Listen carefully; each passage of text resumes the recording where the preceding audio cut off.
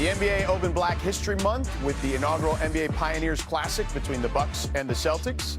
The game honored the league's first black players, Chuck Cooper, Nathaniel Sweetwater Clifton, and Earl Lloyd, who were all in attendance to watch the Celtics beat the Giannis-less Bucks.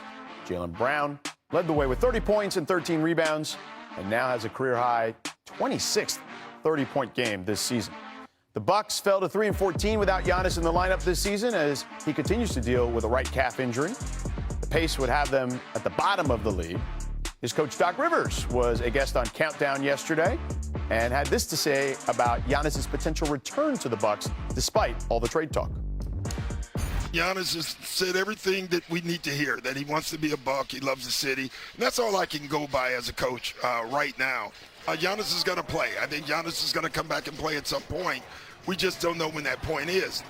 And then on the big picture of that, if he's here, then our job is to put the right people around him so he wants to stay here. And that's important. Giannis wants to be healthy. That's what he wants. He wants to get in the playoffs healthy, and he wants his team to be healthy. And I think that's what Giannis probably thinks right now. Well, that's certainly hopeful thinking by Doc Rivers. We welcome in Shams Charania, our senior NBA insider. So, Shams, where do things stand with Giannis right now? George, as of this weekend and going into Monday here, a few days out from the NBA trade deadline, the Bucks have been listening and engaged with interested teams, especially the teams that are aggressively pursuing Giannis Antetokounmpo, and they have started making counteroffers to the aggressive proposals made. Look at teams like Miami, Golden State, New York, and Minnesota as the most serious suitors. Giannis has been ready and is prepared for a trade, whether it's at the deadline or in the offseason. But the big thing now, before Thursday, is will a team hit the Milwaukee Bucks' price threshold? That's been indicated to me as a young blue-chip talent and or a surplus of draft picks. They have between now and Thursday to see, can someone reach that plateau? And if not, you run the risk-reward of going into the offseason when more picks could become available. But that is when Giannis will essentially be entering an expiring year on his deal that will give him a little bit more ability to dictate and determine where he could end up. But there's no doubt, George, this is what the entire NBA is waiting on. This is a massive domino because Giannis has an impact not only on the four teams most seriously pursuing him, but then a layer of other teams and other deals as well. Yeah, could be a lot of teams facilitating potentially in that scenario. Shams, don't go anywhere, man. Thanks for the info as always, though. Appreciate it. All right, speaking of Giannis, now on ESPN.com, our NBA insiders laid out 6 potential trades for Giannis with Thursday's deadline looming. All right, so the Warriors, the Knicks, the Heat, the Wolves, the Sixers, and Cavs are all detailed in the article. Shump, I'll ask you this. What team interests you out of those? You know, I had my dreams and I had my thoughts. And then Brian goes out and says that the Warriors could potentially get him as far as what they have going on. And I want to see it. I'm not one of those guys that's like join forces and move him to go over here. I love the loyalty that's involved in the NBA. I love the rivalries. I love that. But I want to see it. Okay. I want to see it. I want to see it. I'm not going to be a fan. Right. But I want to see it. Okay, fair enough. Now let's talk to Bobby and check in on how that could actually happen if it indeed were the case. Oh, yeah. Well, it's actually probably the cleanest trade out there where it's only 2 teams with Golden State and Milwaukee. This is making $54 million, so you've got to have the money matched. This is a second apron team right below it. I know Mike Dunleavy Jr. has said no Jimmy Butler, unlikely. If you're going to do the math, it's either Butler or Draymond Green in this situation. We're going to put Jimmy Butler in there. And then you add a player like Jonathan Kuminga. Salary purposes, we're adding Kyle Kuzma. Now, here's Shams was saying as far as the surplus of draft picks, 26, 28, 30, and 32 first-round picks, potentially 4. They also have swaps there. When you do a type of deal like that, that actually works. Wow. And as you could see, it's really, these are 4 unprotected first-round picks when possibly Steph Curry is no longer on the roster. It sounds great for Giannis in Golden State. It is certainly a significant risk going there. And if you're Giannis, you're saying, well, who else am I playing with besides Steph Curry? Wendy? Some of these teams who can make these offers can improve their offers over the summer, like the Heat can offer more draft picks. The Wolves can offer more draft picks. The Knicks can offer more draft picks. This is the most the Warriors can offer. The Warriors have the incentive to do the deal now. Also, you don't know how many postseasons you're going to get left with Steph. You want to get as many as possible. So to maximize your return on this, you want it now. The Warriors are highly incentivized more than any of these other teams to try to close this week. Now, Bobby, there's been a lot of chatter online linking Giannis to the Bulls. What would a trade like that look like, and how could it even happen? Well, Chicago has 8 players on expiring contracts. So if you're looking at it, certainly with Giannis, but then also you have players like Josh Giddey, Nikola Vucevic, who's on an expiring, Kevin Huerter. Here's the one thing that Chicago has also. They've got draft picks. They've got their own 4 in the next 7 years. They also have a pick from Portland here. I think if you're a team like Chicago or any of these teams that we have not heard about that have all these assets, it's kind of like in-house recruiting. You go out and you trade for the player, and in the next 4 or 5 months, you try to recruit him to stay and sign that long-term extension.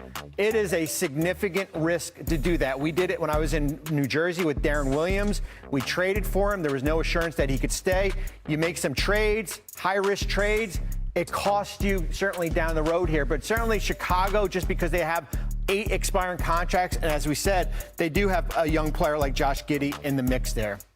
All right, fair enough. Hey, man, I don't know if it happens, but we'll take him in Chicago. We'll take him.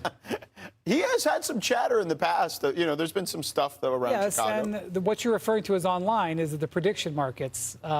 Sometimes they know Bobby and I are not aware of this, but the prediction markets are hot on the Bulls right now. I just, we can't present better weather. The weather's similar. You know what I'm saying? Right. It's only a 70-minute drive. Oh, but it's a very nice city, though. Beautiful city. All right, let's stick with the trade theme here as the countdown is on. We're still getting close here. Under 72 hours away from the deadline.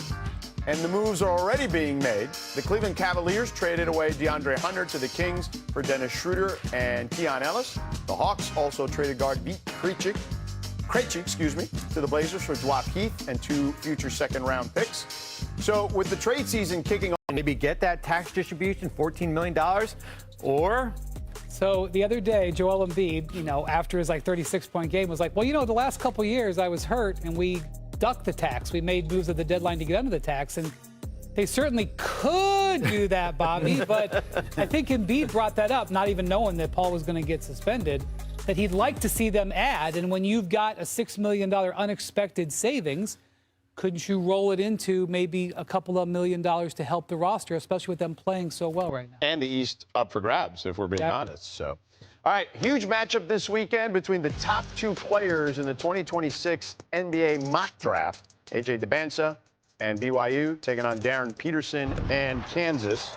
Sam Presti and many GMs in attendance to watch. The billionaire in that. I'll let you go figure out who the billionaire is. Yeah. It wasn't Sam. Hey! All right, Peterson on the drive there. Throwing it down over 2 defenders. And take another look at that Peterson dunk.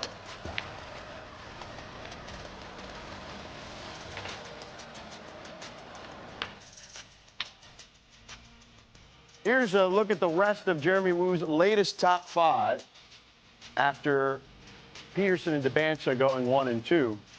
4 of the 5 players projected to go in next year's draft were McDonald's All-American alumni.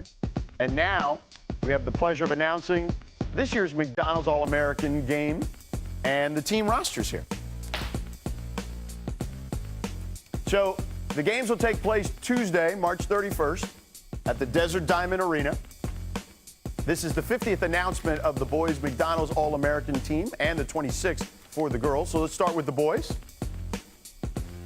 And there's your group here, the boys team, headlined by the top 2 players in the SC Next 100. Okay, coming off. Tyron Stokes of Rainier Beach High School and Cameron Williams of St. Mary's High School. Stokes remains undecided on where he will play, whereas Williams is committed to Duke next. A couple of USC guys on that board there, I see. There's some familiar names if you know NBA guys. Oh, yeah. Oh, yeah. Ratliff. Jackson Richardson. Sure.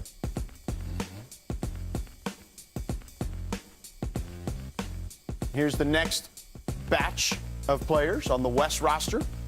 Oh man, nobody going to Georgia Tech, huh? Sorry, Shump. No. Oh man. Well, you know what? Maybe some of those undecideds. Come on, man. Y'all can go to Georgia Tech, man. We need a little help. Come on, man. They get another camera in that Duke. How about that? All right. On the girls' side, we have #1 ranked player in the SC Next 100, friend of the program, Sanaya Hall from Spire Academy, will play for USC next fall, while daughter of NBA vet Kate Harpring of Marist School, will play at North Carolina next Do they season. like pop? In addition to the East roster, we'll be joined by Olivia Ukosa, Christ the King High School in New York City, who will be attending UConn next season. Ukosa is currently ranked 3rd in the ESPN 100. And in the West, another friend of the program, Jersey Robinson of Sierra Canyon here locally in Los Angeles, who will attend South Carolina. She's joined by Addison Bjorn and Madden Greenway, 2 teammates from the 2025 gold-winning under-19 team. So let's take a look back It's going to be good. Oh, yeah. That's my analysis. Yeah, Texas is pretty loaded, right. All right, let's take a look back at some of the greatest McDonald's All-American game moments. A little top of the top. Let's see it. Top legends. Shaq in 1989 goes coast to coast. Oh, my goodness. Look at that slam. Hey. I think he's going to make it. Yeah, I thought he had a future. Can you imagine we had social media back then? Here's Kobe in 96 with the steal and the slam. 33. What's And then that? LeBron Hey! with the reverse. Lebanito. Lebanito. Top creativity next. TJ Ford in 2001. He goes full and one mixtape on this move.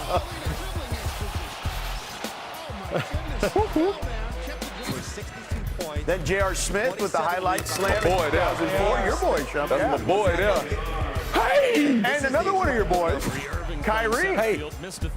Hey! Behind the back before laying it in. From the future Duke point guard Kyrie Irving. Now let's go to top dunk contest. Candace Parker Oh, Parker's with the third no-look attempt. slam in Oh. 2004. She hides her eyes. Zion gets way up to the tomahawk in 2018. Foot tap. And of course, no dunk list would be complete if we didn't have Vince Carter doing Vince Carter things way back in 1995. it's over. It is over there. So Vince ends the segment, of course. Coming up, when we can expect the Shams tweet that Giannis has been traded this week, maybe this summer, who knows? Mr. Sharania himself will be stopping by.